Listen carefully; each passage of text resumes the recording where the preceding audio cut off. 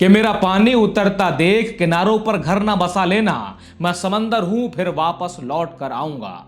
और आज वाकई में देवेंद्र फडणवीस जी महाराष्ट्र में वापस लौट कर आ चुके हैं और जिनके घर उस किनारे पर बने हुए थे उन्हें आज बेघर होना पड़ रहा है।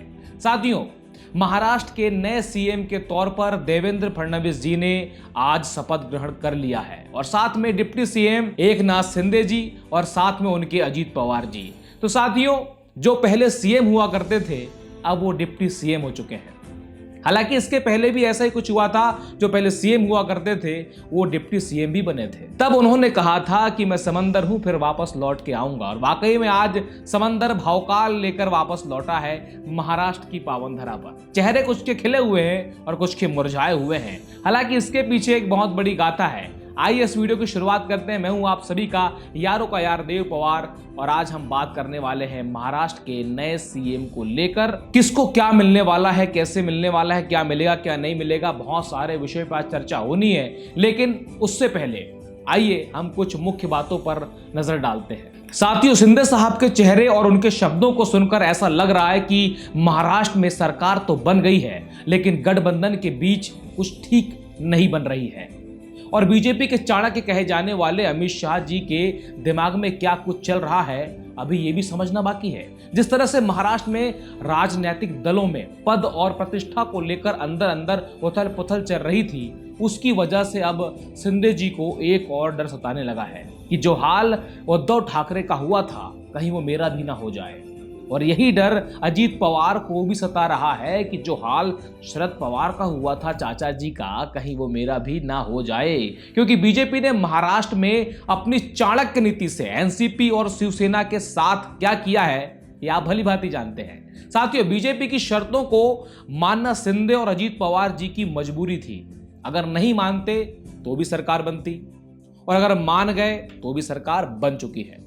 कुछ दिनों पहले आपको एक उड़ती उड़ती खबर सुनाई दी होगी कि आदित्य ठाकरे डिप्टी सीएम बनने वाले हैं। अब आपको उस वक्त ये लगा होगा कि भाई साहब ये तो अफवाह है, लेकिन कहते हैं ना कुछ अफवाहें ऐसी भी होती हैं जो बड़े बड़े काम को बना देती हैं। जब शिंदे साहब को और अजीत साहब को यही अफवाह सुनने मिली होगी तो सोचो उनको कैसा लगा होगा।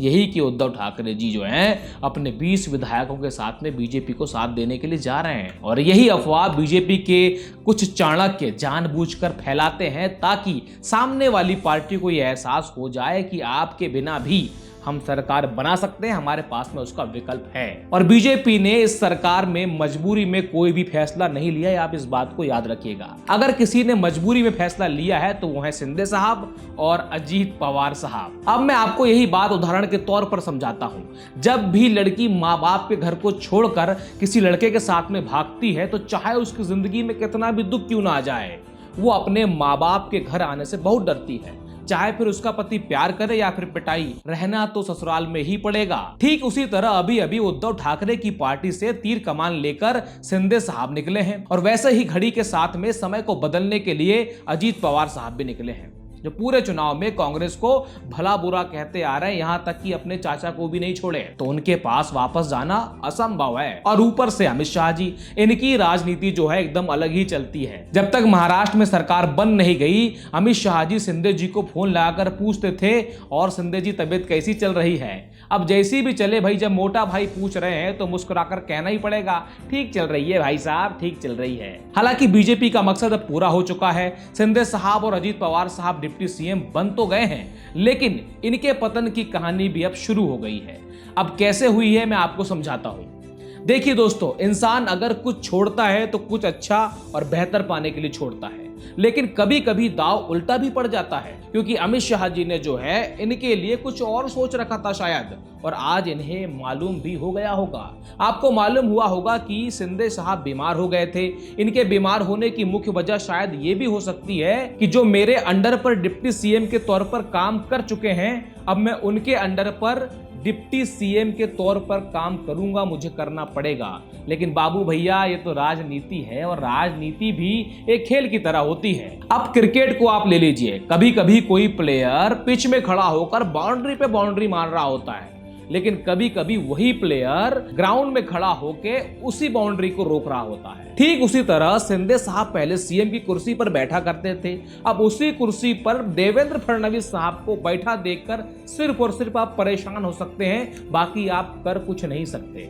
क्योंकि जैसे जैसे समय बीतते जाएगा महाराष्ट्र में बीजेपी और भी मजबूत होती जाएगी और शिवसेना एनसीपी कमजोर होती चली जाएगी, क्योंकि ये साजिश बहुत पुरानी है और बीजेपी अच्छी तरह जानती है कि जिसके पास में यूपी है और महाराष्ट्र है वो देश पर एक छत्र राज कर सकता है। खैर, अब देखना ये होगा कि 5 साल में शिंदे साहब और अजीत पवार साहब के क्या हाल होने वाले हैं। लेकिन उससे कहीं ज्यादा चिंता का विषय ये है कि कांग्रेस जो कि विपक्ष में बैठकर इनका सामना कैसे कर पाएगी, क्योंकि इनकी नैया तो राम के भरोसे भी नहीं है। अगर इनकी नैया राम के भरोसे होती तो ये 16 सीट लेकर ना आते, इनके पास कम से कम आज 32 तो होती। और 5 साल में कांग्रेस को महाराष्ट्र में अपने आप को मजबूत करना होगा, वरना आने वाले लोकसभा चुनाव में इनके लिए परिणाम काफी घातक साबित होने वाले हैं। साथ में शिंदे जी और अजीत पवार साहब को मैं बिना मांगे एक सलाह देना चाहूंगा, बस आप अमित शाह जी से मिलकर रहना, वरना मामला आपका फंस जाएगा। चलिए दोस्तों, मैं चलता हूं, आप सभी से विदा लेता हूं। आप सभी का यारों का यार देव पवार। जय हिंद, जय भारत।